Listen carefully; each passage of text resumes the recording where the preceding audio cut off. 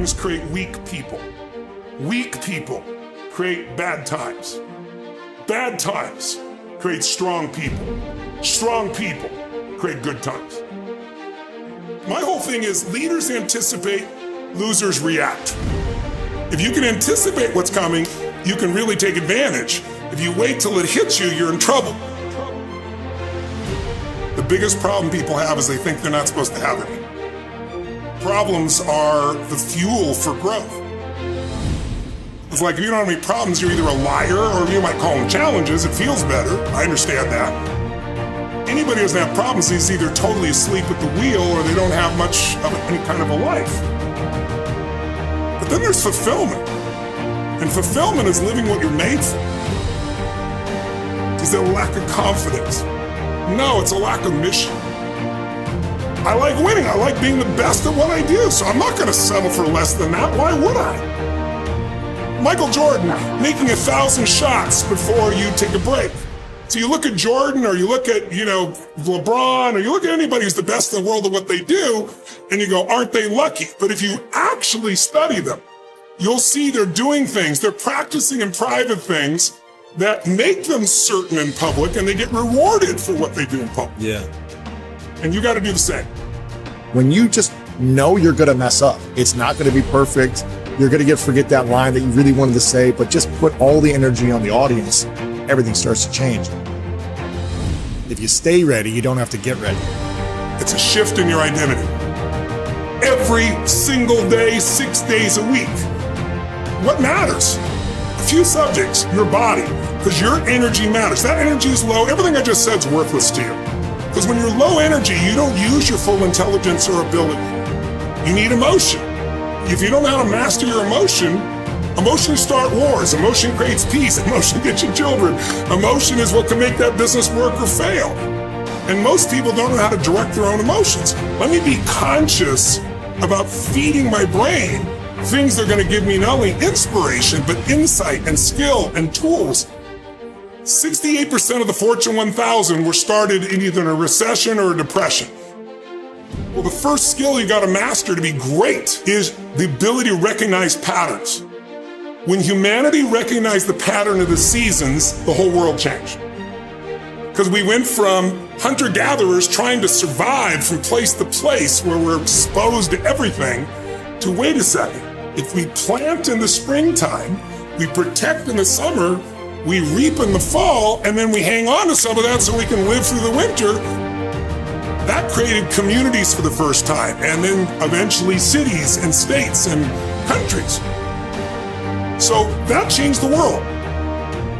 What will change a person's life is when you realize there's also a set of seasons in your own life.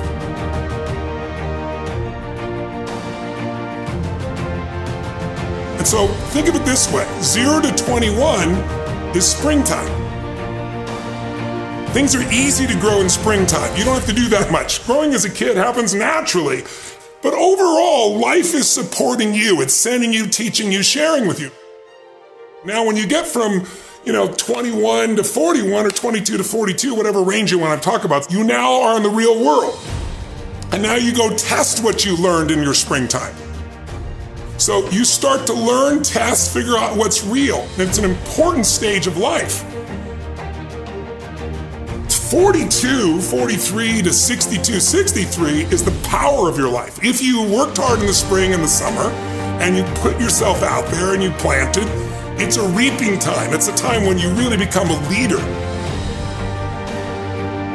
And then if you're lucky, you go from 63 to 83 and maybe 83 to 103, and you have an extended final season of your life where you get to be the mentor, you get to share.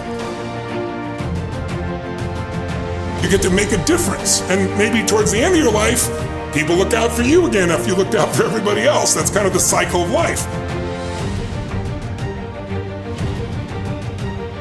What if you're born in 1910? World War I ends, the world looks like it's a great place, new technology, cars, radio, and then what happens? An explosion of abundance, the roaring 20s. And so you're a kid, you're 14, 15 years old, and you're like, I can't wait to get a car, to go.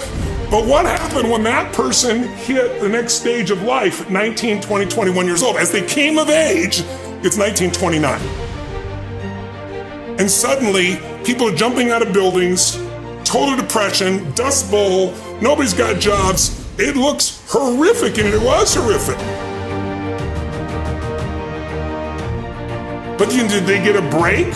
No, when they turned 29, it's 1939. It looked like the whole world was going to end. Hitler was sweeping across Europe, bombing London. It literally looked like the world as we know it was over. This is what gives me great optimism for everyone watching here. Winter's not forever. No pandemic lives forever. Everything changes and everything ends. And the good news about winter is it's always followed by springtime. What follows the night? The daytime. What a cool way to set it up if you were God or the universe. The first thing I do every single morning is I go in freezing cold water. And when you jump in, it never feels good to go in, but getting out, you feel incredible. But I do it for a different reason. I do it to train my brain to say, when I say now, it means now. When I say go, we go. I don't stand there because it's cold and go maybe in a minute when I'm ready.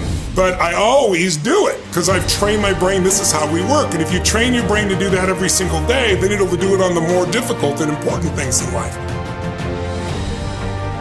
But the essence of it is, I change my body radically, and I do 3 things to make sure that my brain is primed. And what I mean by primed is, most people think their thoughts are their thoughts, Lewis, and you and I know better.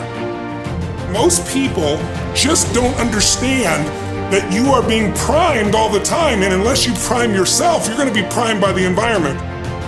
So I want to take control of my brain, so I do 3 quick things. 1, I take 3 minutes of those 10 minutes, after I've changed my body, and I focus on 3 different events in my life that I'm grateful for. I usually pick 2 big ones and 1 small one. It could be as simple as a smile on my daughter's face, and it changes your biochemistry. Then real fast, I do this 3-minute process that's kind of like a blessing, and then 3 minutes, the last 3 minutes are called 3 to Thrive, where I focus on 3 things I want to accomplish, but instead of thinking I want to accomplish, I see, feel, and experience it as done. I feel grateful, I celebrate it, and it trains your brain. So in 10 minutes, I'm done. 3rd thing that I'll do, I immediately send a message or a text or an audio message to somebody as a sincere compliment. And I don't go, dude, great job, or wow, you're cool. I say, hey, listen, I saw you on Tuesday with those kids, and I saw you take that extra 20 minutes no one else did. And I just want you to know, I saw that, I thought that was incredible. So I'm always very specific so they know it's not just some positive thinking bullshit call, it's sincerely doing it. It makes me constantly look for the good in the people I work with. 4th thing I do is whatever I don't want to do, the most challenging part of the day. What's a story we all love? It's the comeback story. It's the comeback, it's the Rocky, it's that music where all of a sudden you step back up and you take control and rock. Good times create weak people. Weak people create bad times. Bad times create strong people. Strong people create good times.